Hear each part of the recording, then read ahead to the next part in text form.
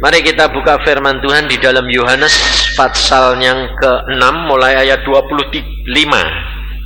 Ketika orang banyak menemukan Yesus di seberang laut itu, mereka berkata kepadanya, "Rabi, bila mana engkau tiba di sini?" Yesus menjawab mereka, "Aku berkata kepadamu, sesungguhnya kamu mencari aku bukan karena kamu telah melihat tanda-tanda, melainkan karena kamu telah makan roti itu dan kamu kenyang. Bekerjalah bukan untuk makanan yang akan dapat binasa, melainkan untuk makanan yang bertahan sampai kepada hidup yang kekal, yang akan diberikan Anak Manusia kepadamu. Sebab dialah yang disahkan oleh Bapa Allah dengan meterainya." Lalu kata mereka kepadanya, "Apakah yang harus kami perbuat supaya kami mengerjakan pekerjaan yang dikehendaki Allah?" Jawab Yesus kepada mereka, "Inilah pekerjaan yang dikehendaki Allah, yaitu hendaklah kamu percaya kepada Dia yang telah diutus Allah." Maka kata mereka kepadanya, "Tanda apakah yang engkau perbuat supaya dapat kami melihatnya dan percaya kepadamu? Pekerjaan apakah yang engkau lakukan? Nenek moyang kami telah makan mana di padang gurun, seperti ada tertulis mereka diberinya makan roti dari surga." Maka kata Yesus kepada mereka, "Aku berkata kepadamu, sesungguhnya bukan Musa yang memberikan kamu roti dari surga, melainkan Bapakku yang memberikan kamu roti yang benar dari surga. Karena roti yang dari Allah ialah roti yang turun dari surga dan yang memberikan hidup kepada dunia." Maka kata mereka kepadanya, "Tuhan, berikanlah kami roti itu senantiasa." Kata Yesus kepada mereka, "Akulah roti hidup. Barang siapa datang kepadaku, ia tidak akan lapar lagi, dan barang siapa percaya kepadaku, ia tidak akan haus lagi. Tetapi aku telah berkata kepadamu, sungguh pun kamu telah melihat aku, kamu tidak percaya. Semua yang diberikan Bapa kepadaku akan datang kepadaku, dan barang siapa datang kepadaku, ia tidak akan kubuang. Sebab aku telah turun dari surga, bukan untuk melakukan kehendakku, tetapi untuk melakukan kehendak Dia yang telah mengutus aku. Dan inilah kehendak Dia yang telah mengutus aku, yaitu supaya dari semua yang telah diberikannya kepadaku jangan ada yang hilang, tetapi supaya ku bangkitkan pada akhir zaman. Sebab inilah kehendak Bapakku, yaitu supaya setiap orang yang melihat Anak dan percaya kepadanya beroleh hidup yang kekal, dan supaya aku membangkitkannya pada akhir zaman. Sampai di sini lebih dahulu. Saudara, hidup kekristenan itu adalah hidup mulai hidup di dalam dua dunia. Nah, ini kerap kali orang Kristen belum bisa pindah, saudara. Belum bisa mulai merubah cara berpikirnya ini, pindah, belum bisa, susah sekali. Sampai saya kerap kali tanya sama Tuhan, Tuhan, ini orang-orang Kristen ini kok susah sekali sih Tuhan. Diberitahu kok ya tidak masuk-masuk. Saya bilang, begitu Tuhan bilang begini, hal itu sukar sekali kalau orang itu tidak membuka hati dan mau menyerahkan kepada Tuhan. Karena mereka kerap kali masih kehendaknya sendiri yang didahulukan, bukan kehendaknya Tuhan. Makanya kalau saya ditanya selalu mengatakan, "Pak, sekarang kalau saya minta boleh enggak?" Boleh. Kamu minta boleh. Karena Tuhan berkata, mintalah maka akan diberi. Lah ini orang Kristen paling seneng. Minta, diberi. Nah, ya dah paling seneng lah. Jadi minta terus. Lupa bahwa dia jadi meminta-minta. Bedanya minta sama meminta-minta beda enggak? Kalau meminta-minta jadi apa? Kere. Nah ini masalahnya. Kita harus menjadi seorang anak yang punya hak minta, tapi permintaan Anda itu harus sesuai dengan kehendaknya Bapa. Sebab di dalam kitab Yohanes, ini yang juga dibuat pegangan sama anak-anak Tuhan, Yohanes pasal yang ke-15, coba kita lihat.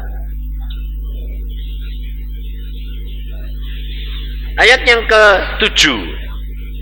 Jikalau kamu tinggal di dalam aku dan firmanku tinggal di dalam kamu, minta apa saja yang kamu kehendaki dan kamu akan menerimanya.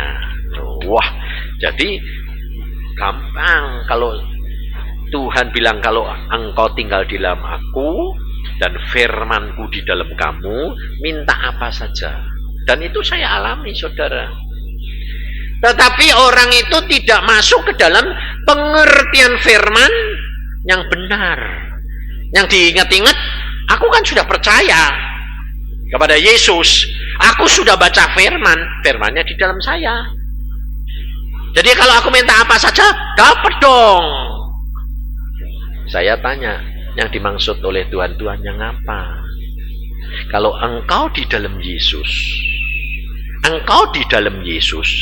berarti kamu hidup di dalam hidupnya Yesus. Cara berpikirnya Yesus. Tapi kamu di dalam Yesus, merasa sudah di dalam Yesus, tapi cara berpikirnya kamu sendiri. Itu namanya belum di dalam Yesus. Itu berarti firman Tuhan belum meresap dan menyatu dengan engkau. Sehingga kalau kamu minta-minta, gak pernah dapat. Padahal Tuhan itu luar biasa. Kalau engkau hidup makanya seperti yang saya saksikan setiap kali, kalau saya minta sesuatu, saya tidak bilang, Tuhan saya bilang, aku kepengen ini, boleh enggak? Menurut engkau piye? Tidak boleh, enggak apa-apa. Tapi Tuhan itu tidak bisa buat tipu. Kamu ngomong gitu, tapi hatimu bilang, aku mau itu, aku mau. Tidak bakal jadi. Tapi kalau saya mengatakan bahwa Tuhan, aku kepengen ini, boleh enggak? Tapi tulus. Lalu caranya bagaimana supaya kamu tahu bahwa kamu punya permintaan itu benar-benar tulus pada? Kamu berdoa, kamu periksa diri, kamu bilang, seandainya, kamu ngomong dewe, seandainya kamu tidak diberi piye. Oh yo gelo. Loh, iku ora karepe Tuhan, karep. Aku kerap kali Tuhan tidak seandainya kamu bisa kan seandainya dia dikasih biaya, udah dikasih ya wis. Kan Tuhan tuh lebih tahu yang terbaik buat saya. Tulus. Sebab Tuhan itu seperti seorang bapak atau ibu terhadap anaknya.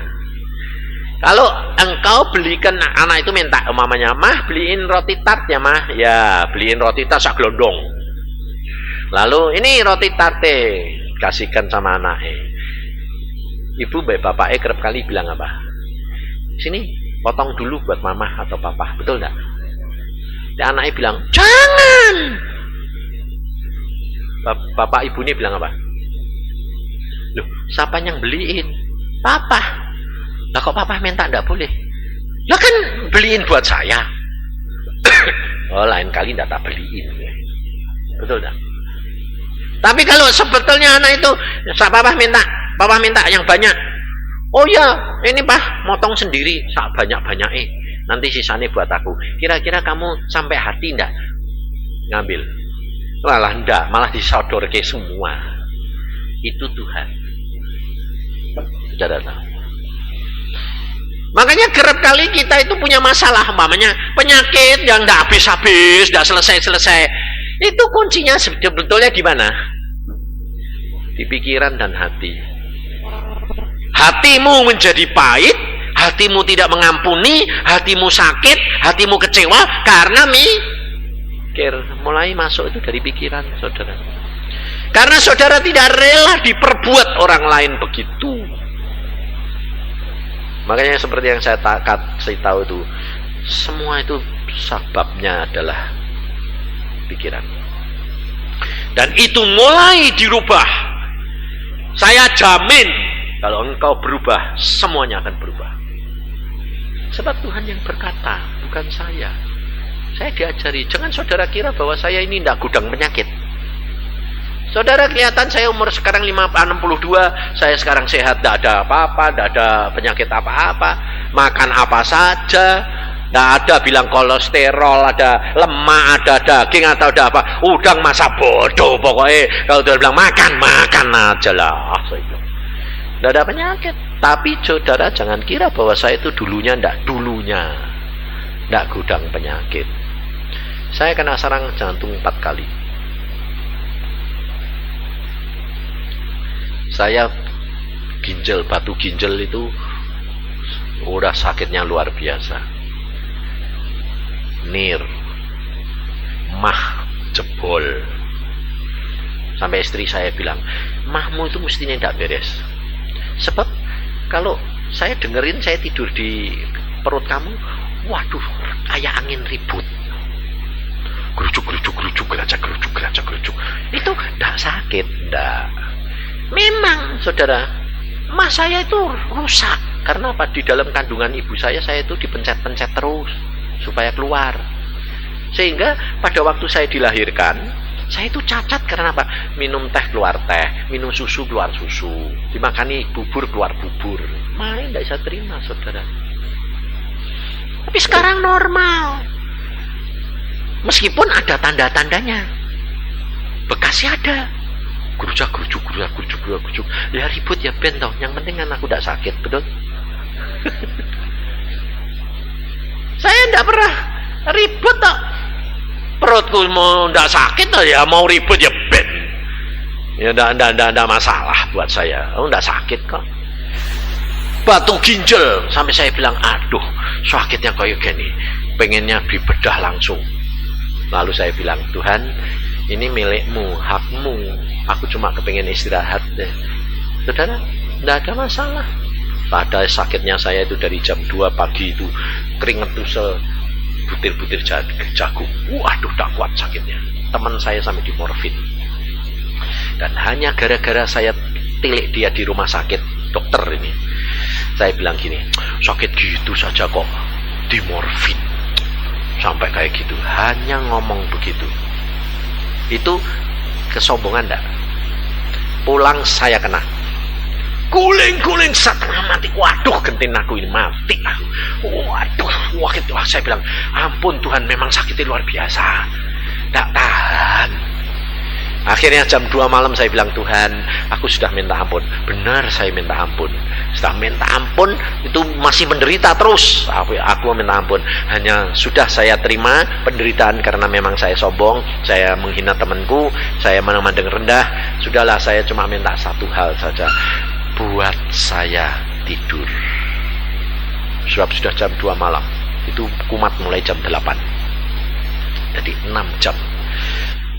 Akhirnya saya itu tertidur atau pingsan, saya tidak tahu. Pokoknya habis sembahyang tuh terus hilang. Plus. Tahu-tahu jam 5 bangun sembahyang, jam 5 bel jam bunyi, terus saya berdoa, saya bilang, loh, saya ini masih hidup enggak ya? Kok rasanya kok melayang? Tak pegang-pegang, oh iya masih hidup kok. Lah kok sakitnya sudah hilang? Lalu saya pergi ke belakang, apa terjadi? Batu ini keluar semua, krotok. Loh, aku kok kencing kok batu? Ambil, wih, kayak gini tajamnya. Krotok. Hilang semua keluar. Sejak itu tidak pernah punya sakit pinggang lagi. Betul?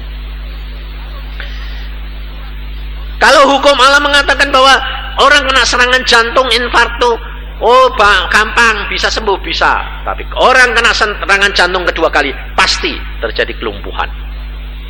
Orang kena serangan jantung ketiga kali, pasti KO. Mati. Mesti. Tidak bisa. Saya kena serangan jantung yang keempat, mati. Saya kena serangan jantung pertama, lumpuh total. Istri saya tahu. Tapi hanya dari jam 5 sampai jam 2 malam, lumpuh total. Sedang saya praktek gitu. Waduh, jantungku ini kena mateng. Suster saya bilang, dokter kok pucat? Ya, saya kena serangan jantung. Tutup praktek, saya lari, setir mobil pulang. Itu padahal tidak boleh loh. Serangan jantung kok masih setir mobil, itu orang sinting. Aku cuma doa gini, Tuhan aku mau mati di rumah, tidak mau di ruangan praktek. Saya mau ngebut pulang. Saya masukin mobil beleng ke garasi, saya lari, masih bisa lari loh. Lari masuk ke kamar tidur, belek, lumpuh total. Gerakin tangan satu udah bisa. Istri bilang, kenapa? Jantungku. Panggil dokter. Buce. Sebab sudah tidak ada harapan. Pasti kematian terjadi. Loh, bagaimana? Ngucap syukur saja. Tanya istri saya. Kamu jangan tinggal aku. Sudahlah, yang penting kamu tidur di sebelah saya, ngucap syukur. Akhirnya karena dia sembahyang terus, ketiduran. Nah, saya lihat, kok tidur ya wis. Jadi dek mati kan lumayan, tidak usah lihat, dia lihat. Jam 2 jantung saya mau berhenti, saya tahu. Seperti dipencet ribuan ton. Aduh, dari sana napas. Saya bilang, terima kasih Tuhan, pasti ini penyelesaian. Loh, saya tidak minta, tak nama Yesus, ribut, nengkingi, ributan. Enggak. Dia bilang, terima kasih Tuhan, apa yang kau lakukan terbaik. Hanya karena begitu Tuhan berkata, sembuh. Gantung ini meledak. Jalan lagi. Sudah jalan. Loh, kok normal? Mulai gerakin tangan, mulai bisa. Sampai istri saya kaget. Ada apa? Beres, saya bilang. Beres. Sudah mulai gerak kok. Sudah bisa ini, sudah bisa. 2 minggu saya belajar jalan. Sembuh. Tapi pada waktu saya di Surabaya di rumahnya Pak Samudi, mati saya. Mati. Makanya saya ngerti orang mati itu kok gampang ternyata. Penak. Makanya kalau kamu takut mati, itu bukan orang percaya. Mati saya jam 12, jantung lagi. Saya bilang, wah kena lagi nih, saya bilang. Tapi cuma beberapa detik, gelap mati. Terus saya keluar, jadi bentuknya persis seperti saya, keluar, lihat. Oh, Yusak mati. Saudara, benar-benar saya berbuat begitu. Oh, Yusak mati. Aku bilang, loh, wong mati kok gampang gini sih? Gini kok ditakuti orang itu kenapa? Karena masih punya keinginan-keinginan yang banyak. Mati saya, mati gini. Terus saya masih di ini jasad saya keluar, saya di sebelahnya itu saya menengadah ke atas. Saya bilang, Tuhan Yesus, saya pulang. Jantungku berhenti, mandek. Pulang. Langit itu terbuka. Saya lihat sendiri Tuhan Yesus duduk di atas tahta. Megahnya luar biasa. Tuhan Yesus duduknya gini, terus gini. Mesem malan. Lihat saya bilang, aku pulang. Tuhan bilang, tidak boleh. Jantungmu berhenti. Tidak masalah. Jantung berhenti kok tidak masalah. Aku kepengen pulang Tuhan. Tidak. Tugasmu belum selesai. Selesaikan, nanti aku jemput kamu. Tapi aku kepengen pulang kok Tuhan. Tidak. Pokoknya selesaikan. Lah terus piye ini jantungku kok berhenti? Tidak masalah. Tinggal dia itu loh, tangannya cuma gini, nggak tahu itu ngambil dari mana atau dari mana keluarnya, cuma di gini, tak gitu lah, melempar sinar sekelereng. Saya lihat sendiri, masuk ke jantung saya, jasad saya. Di dalam jantung saya lihat meledak, jantungnya jalan lagi. Aku bilang, loh kok jalan lagi? Tuhan bilang, loh sudah jalan. Masuk. Aku kepengen pulang. Masuk. 2 kali dia bilang masuk. Kayak orang dicomot, masuk lagi. Bangun. Wah. Aku bilang gini, bangun lagi. Padahal kepengennya mati pulang. Jadi saudara tahu, kamu kepengen mati sekalipun kalau Tuhan belum kepengen kamu mati, kamu tidak bisa mati. Tapi kamu tidak mau mati, dek Tuhan mau nih mati. Kamu mau apa? Ngapain pusing-pusing? Hidup dengan Tuhan itu rileks kok. Enak, rileks. Jalan dengan Tuhan itu penuh dengan sukacita. Jangan takut. Yang penting itu lakukan bagian kamu, Tuhan yang melakukan bagiannya. Selesai. Sebab Tuhan berkata di sini apa? Akulah roti hidup. Kamu harus makan dagingku dan minum darahku. Maka kamu akan hidup. Pekerjaan Bapa adalah kamu percaya kepadaku, kata Tuhan, bahwa aku diutus dari surga. Itu tidak bisa dimengerti secara daging, saudara. Orang Farisi, ahli Taurat, orang Yahudi tidak bisa mengerti. Karena mereka belum pindah. Ada transisi antara daging masuk ke dalam dunia roh. Ini belum bisa. Makanya saudara kerap kali bingung. Karena hidupmu masih di dalam daging saja. Bagaimana? Mana mungkin aku makan dagingnya Yesus. Tuhan berkata, aku roti hidup, percaya. Jangan bilang, bagaimana caranya, bagaimana makannya, bagaimana minumnya, darahmu mau potong. Nah, itu karena pikiran kita masih di dalam daging.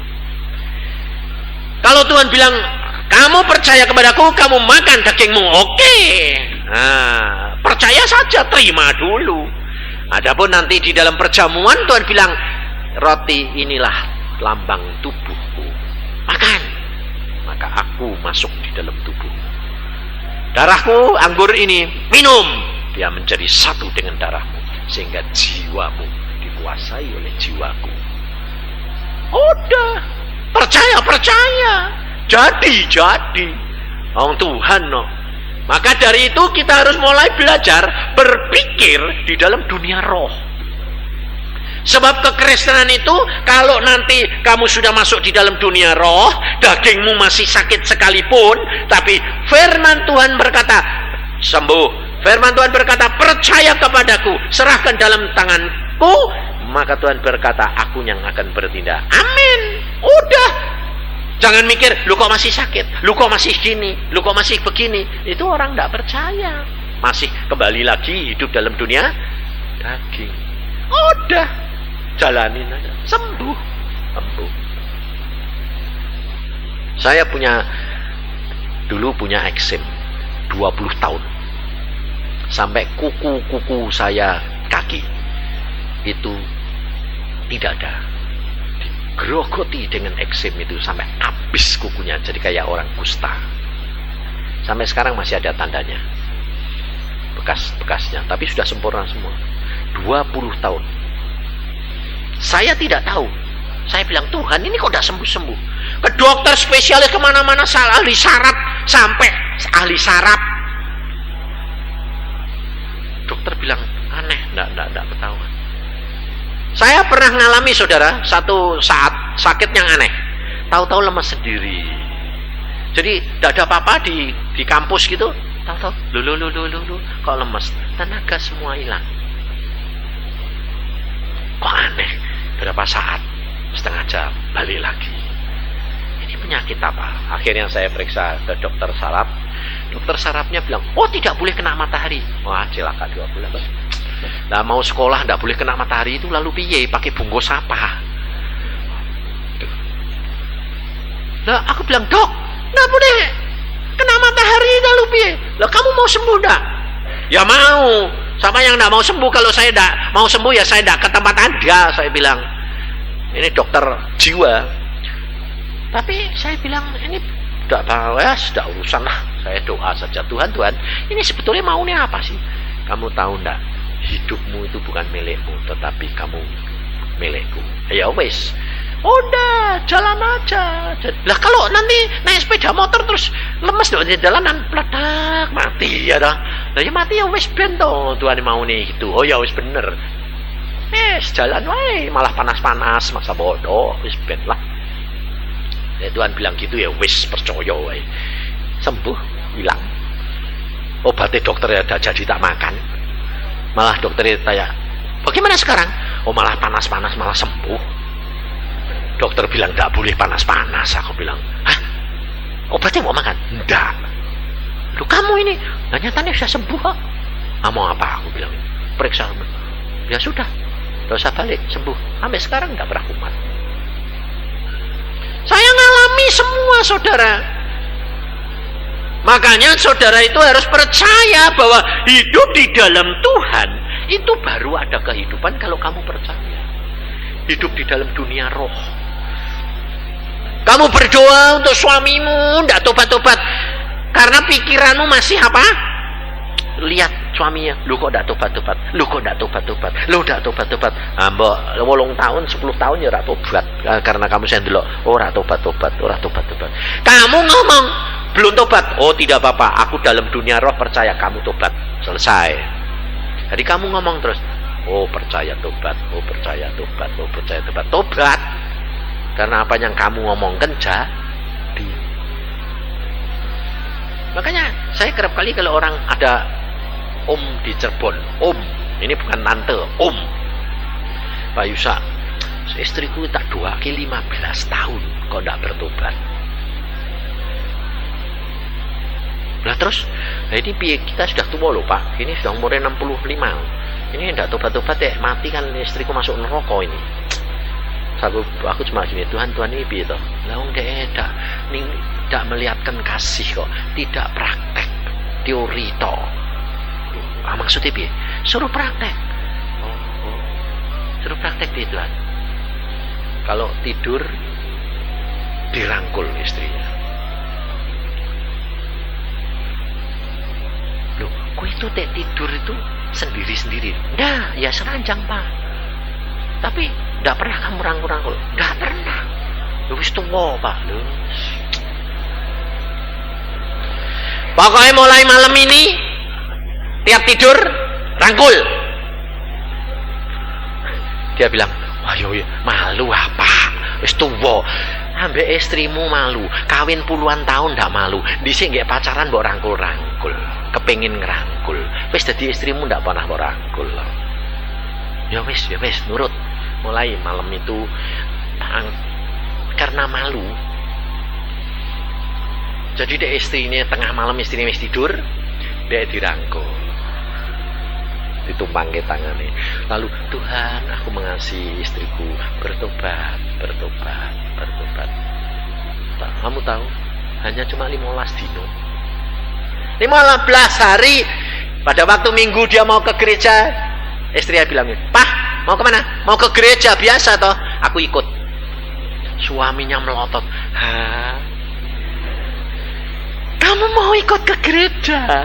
"Iya." "Kenapa? Kok kamu kok aneh?" "Sebab 15 hari mulai 15 hari yang lalu papa berubah." "Berubah apa?" "Tiap malam mengasihi aku, dek tidur aku dirangkul."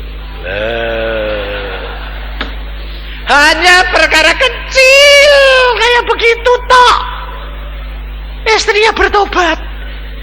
Jalan Tuhan itu bukan jalan pikiran kita. Saudara tahu? Sampai akhirnya 15 hari kemudian ketemu saya bilang, "Pak, hebat loh Pak resepnya." "Resep apa?" "Tumpang tangan rangkul." Istrinya tak tanya, "Ibu, kok bisa bertobat?" "Nah, dia berubah sih Pak. Berapa puluh tahun. Saya tidak pernah dianggap. 15 hari ini kalau tidur saya dirangkul Pak." Aduh, hayeme.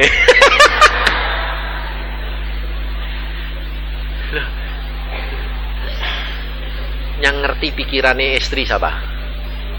Hah? Tuhan. Makanya istri-istri, kamu kalau ada apa-apa tuh loh, jangan langsung ngomong be suami, bujai. Langsung lapor sama Tuhan. Nanti Tuhan yang akan menggerakkan hati suami. Demikian juga suami. Tidak bisa saudara. Dan jalan Tuhan itu tidak masuk akal. Piye caranya itu?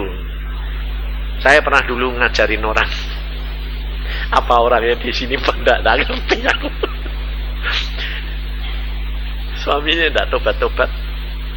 Tuhan ngomong gini, kowe numangi tangan sama suami, kowe tidak bisa Pak.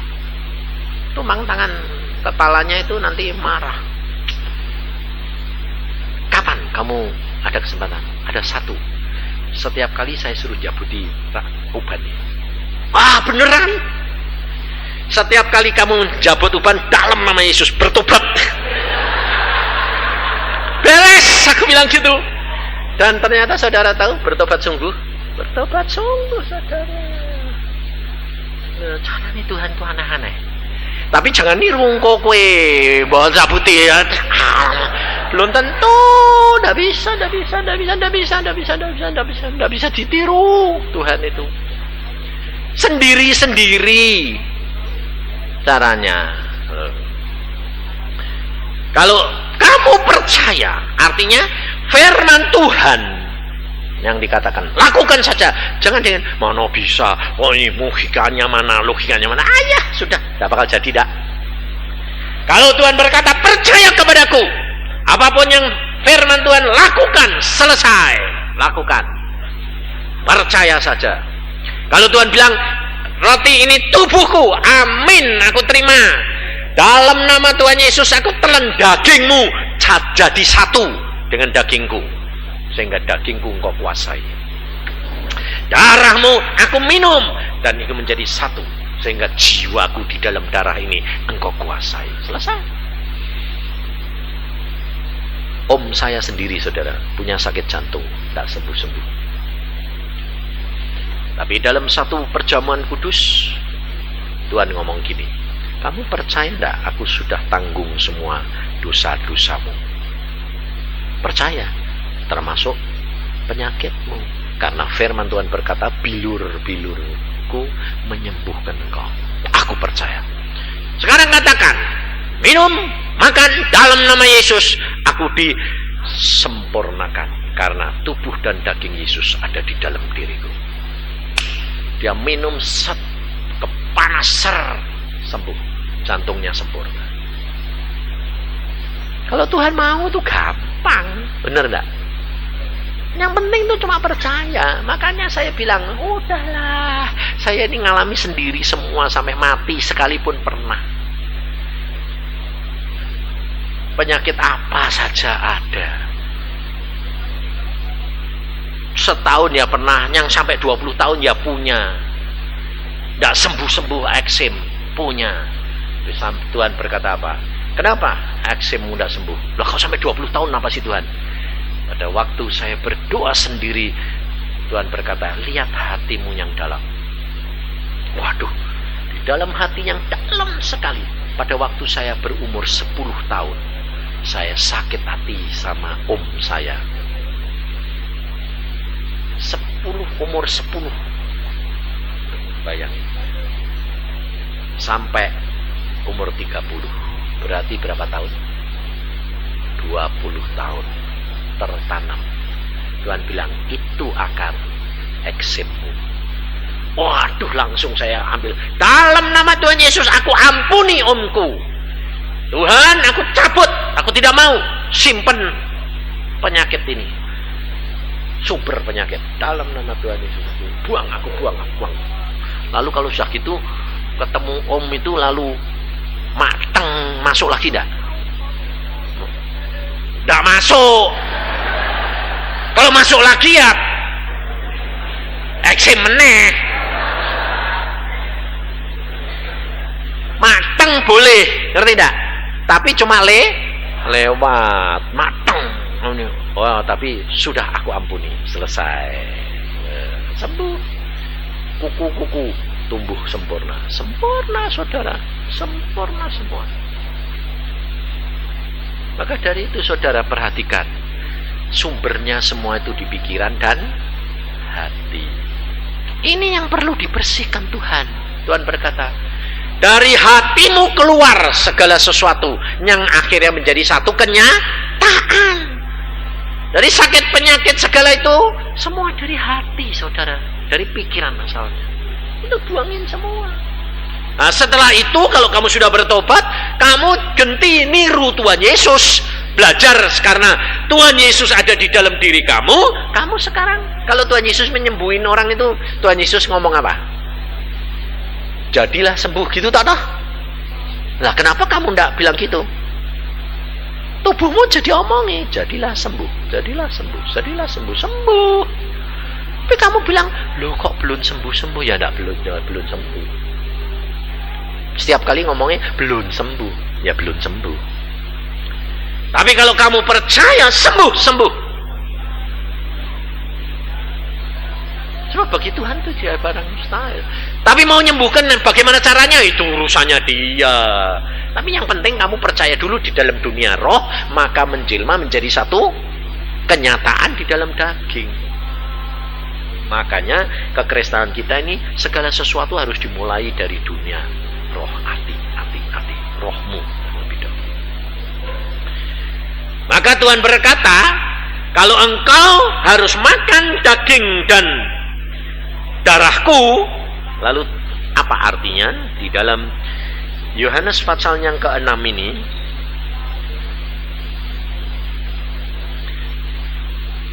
ayat yang ke-63. Rohlah yang memberi hidup, daging sama sekali tidak berguna. Perkataan-perkataan yang kukatakan kepadamu adalah roh dan hidup. Perhatikan, roh dan hidup. Nah, dikatakan oleh Tuhan Yesus, daging dan darah itu adalah perkara roh dan hidup. Hidup itu Yesus, roh itu Roh Kudus. Karena apa? Karena Yesus berkata, akulah jalan kebenaran dan hidup. Tapi aku akan utus Roh Kudus yang akan masuk dan tinggal di dalam kamu. Enak, saudara. Dengan dua hal ini firman, Yesus dinyatakan di dalam firman-Nya. Firman-Nya itu makan tiap hari. Tiap hari baca firman. Di mana-mana baca firman. Kamu bekerja, kamu di mana, tidak ada waktu di rumah, di kerjaan baca firman. Itu rahasianya. Kalau kamu makan terus, kamu jadi gemuk. Kamu tidak percaya makanan terus, makan nasi terus, makan panganan jasmani, nanti gendut tak? Gendut. Tapi kalau kamu makan firman, rohanimu jadi gendut tak? Gendut. Nah, seger gendut. Roh, kamu ngomong, dia sudah ada di dalam dirimu. Ngomong setiap kali, omong, cak cerita. Nanti lama-lama kamu jadi peka. Kamu bilang gini, nah tapi bedakannya sama suara hati bagaimana Pak? Ya memang orang baru kenalan pertama itu ya tidak ngerti, tapi lama-lama jadi ngerti. Tidak usah ngomong jangan ngerti yo. Contohnya kamu sama suamimu, sama istrimu. Kalau dulu pacaran, kalau tidak ngomong ya tidak ngerti. Tapi setelah kawin, tidak usah ngomong ngerti toh? Nah ya ngerti. Saya sama istri saya, kamu tidak ngerti omongan istri saya, omongan saya. Kalau saya bilang yang gitu toh, kamu bilang, loh kok istrinya sudah datang sendiri bawa minum, karena ngerti, mateng gitu toh. Oh ngerti ya. Itu suami istri ada kesatuan. Sama dengan kalau kamu dengan Roh Kudus. Kalau kamu sudah menyenangkan hatinya Tuhan, sudah bergaul karib sama dia, tidak usah dia ngomong, ngerti. Oh Tuhan tuh senang, oh Tuhan tuh begini, oh Tuhan tuh begini. Enak saudara. Nah caranya bagaimana? Kamu jangan takut salah. Kalau ada suara hati, kamu tidak tahu, kamu bilang Tuhan, yang penting aku tuh punya motivasi mau nurut. Meskipun aku tidak ngerti, jalanin aja. Kalau salah ya ya Tuhan, ampuni dan batalin. Sudah. Nanti dari itu kamu tahu, oh, Tuhan itu begini, Tuhan suara hatiku itu begini. Tapi jangan mulai kalau kamu dengar atau kamu ngerti, mulai ditimbang-timbang, dipikir-pikir, dilogikakan, tidak jalan. Tidak jalan. Sebab kalau Tuhan itu justru yang tidak pernah timbul dalam pikiran, timbul dalam hati.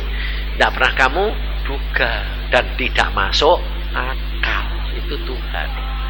Makanya kalau ada orang sakit sudah parah, saya bilang, nah ini sudah kepepet, ini sudah kepepet kayak gini, ini orangnya biasanya nyerah. Urung kepepet biasanya masih berjuang terus. Saya bilang rugi gue. Sebelumnya kepepet loh, nyerah se gludung se mbak Tuhan, enak, relax, ikut saja aliran Tuhan, jalan aja, pasti sampai. Tuhan itu luar biasa. Jadi tidak ada masalah yang kamu tidak akan dapat selesaikan. Kalau hatimu sungguh-sungguh, saya jamin kau akan melihat kemuliaan Tuhan demi kemuliaan Tuhan. Karena tidak saya alami sendiri, istri saya mengalami, anak-anak semua, ayah, bunda saya, kakak saya, adik saya mengalami semua. Tapi jangan kira kalau semua adik-adik saya lalu, adik ipar saya lalu bisa. Nggak, saya punya satu adik ipar yang majelis GKI, tokoh GKI, tidak bisa diubah, pikirannya sudah terlanjur karat. Lihat fakta, tapi tidak bisa menerima. Ya wes, akhirnya hidupnya apa? Tidak ada berkat sama sekali. Kerja tidak pernah dapat hasil. Kerja bangkrut, dikasih modal bangkrut. Akhirnya sekarang tidak bisa kerja. Tidak bisa. Adik ipar saya sendiri. Kalau saya kasih tahu Injili, dia bilang apa?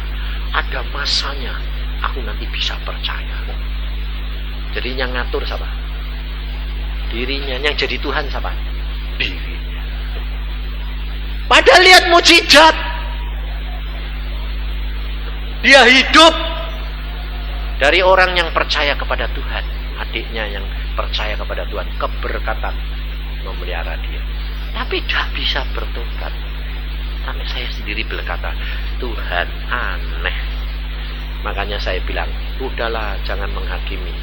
Kalau orang itu bisa mengenal Tuhan dengan baik, itu satu anugerah. Bukan karena kesaksian, bukan karena orang, bukan karena usaha, bukan, tapi anugerah. Makanya saya ajarkan saudara, setiap hari minta apa? Roh pengertian, supaya kamu bisa mengerti Tuhan di dalam dirimu. Karena tanpa roh pengertian, kamu tidak akan bisa mengerti firman. Kamu tidak akan mengerti Yesus. Kamu tidak akan mengerti Roh Kudus. Tanpa Roh Kudus dan urapannya, kamu tidak akan dapat dibebaskan. Yang dapat membebaskan dari penyakit, dari beban, itu cuma Tuhan, bukan kamu. Urapannya yang melepaskan kamu. Urapannya yang akan membebaskan kamu. Tapi untuk itu harus kamu percaya kepada Yesus, makan daging dan minum darahnya, sehingga Yesus menjadi satu, kamu diampuni dosamu, kamu bisa menerima urapan. Dan itu tergantung kamu. Kamu mau percaya apa enggak? Yang untung ya kamu, yang rugi ya kamu, bukan saya. Saya sudah untung terus kok. Maka dari itu Tuhan berkata hari ini, nanti session ini kamu perjamuan kudus, habis makan urapan. Oh ya, saya cuma jalani, yang dapat kamu. Tergantung cawan kamu loh. Kamu sudah makan, minum darah Yesus, makan tubuh Yesus, sama, semua jatahnya sama loh. Itu sama. Tapi nanti dapat urapannya sama enggak? Sama dapat urapannya, tapi tidak sama besar kecilnya. Tergantung saya apa tergantung kamu? Tergantung kamu. Kamu datang bawa cawannya seberapa? Kalau kamu bilang, aku bawa yang kecil aja lah, ya dapatnya kecil. Kalau kamu bawa ember, kamu bilang, aku jalur sebanyak-banyaknya, tapi embernya bolong, ya padha wae. Ya sama saja, ya percuma. Ya dah. Jadi jangan serakah. Wah, aku mau minta sebanyak-banyaknya, tapi embernya bolong, sebuje lah. Luweh lumayan sing sedikit tapi utuh. Tapi kalau saya ada urapan gitu ya, saya cuma bilang, Tuhan berikan jatah sesuai dengan apa yang Engkau mau berikan kepadaku. Udah. Akhirnya Tuhan tunjukkan loh saudara. Kamu dapat seberapa, kamu punya seberapa, Tuhan nanti tunjukin. Jadi jangan bilang, Pak, aku dapat berapa? Yang ngerti ya kamu. Buat apa saya ngerti? Ngapain? Saya pernah bilang, Tuhan, aku itu punya jatah air ini sampai berapa sih Tuhan? Tuhan bilang, itu lihat tuh, sekolam. Tuhan bilang, kamu ambil sekolam. Oh, jatahku sekolam. Ya wis. Orang pada antri ngambil sendiri. Dia bilang, Pak, minta air hidup. Ngambil dewek, seberapa kamu butuh, tidak pernah habis. Oh, Tuhan luar biasa, ya dah. Tapi orang seperti saya, kalau saya tanya, Tuhan, anakku Denny ini urapannya nih, oh anakmu itu lain, Tuhan bilang. Kenapa? Dia itu punya segudang, tapi masalahnya dia ini nakal, terlalu manja. Jadi kadang-kadang itu tidak sadar dirinya, seenaknya. Saya bilang, kamu harus banyak berdoa, kamu menyenangkan hati Tuhan, apa saja yang kamu minta diberi. Nya berbeda, cara mendidiknya berbeda. Itu haknya Tuhan, terserah. Tapi yang penting adalah kamu bisa menyelesaikan bagianmu, itu yang penting.